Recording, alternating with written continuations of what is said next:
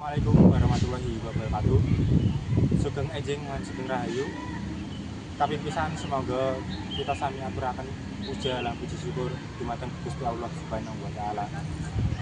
Awit sih hormat lan karenanipun kita saged pinanggih lan makempal ing papan menika kanthi kawontenan sehat walafiat. Para rawuh ingkang kinurmatan, Bapak, Ibu, saha sedaya kanca ingkang kula tresnani, ing wekdal menika kula kapringen wekdal sithik kangge ngaturaken sesorah kanthi tema Tadarus Al-Qur'an ing wulan Ramadan. Mugi-mugi apa ingkang kula aturaken saged dados panglipur ati, nambah tentremin manah lan ruhake semangat ibadah dumateng Gusti Allah Subhanahu wa taala. Tadarus Al-Qur'an minangka salah satunggaling ibadah ingkang luhur reginipun. Lumantar tadarus kita boten namung maca ayat-ayat suci, nanging ugi nyinaoni mangertosi saha ngagumi piwulang ingkang wonten ing salebeting Al-Qur'an.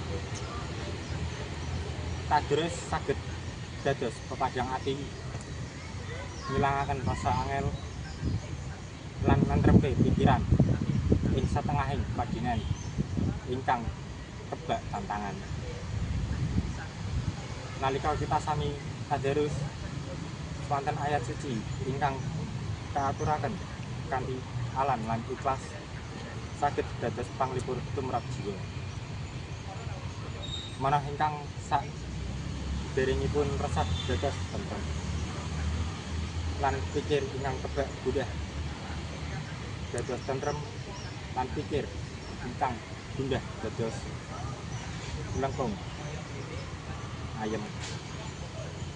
Mila saking menika tadarus boten namung dados kewajiban, nanging ugi dados kebutuhan rohani tumrap sedaya.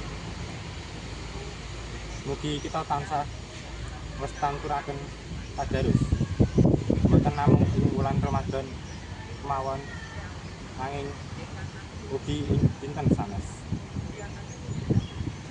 supados kita gesang tansah kebak berkah lan katantreman.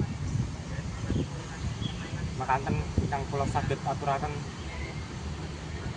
sesarang menika saged paringi paedah dados pangeling dumateng kita sedaya, supados kita tansah cedhak dumateng Gusti Allah Subhanahu wa taala lan dados cedhak marang Al-Qur'an.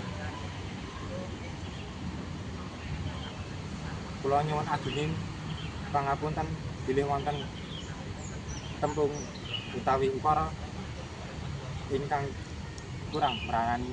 Wassalamualaikum warahmatullahi wabarakatuh.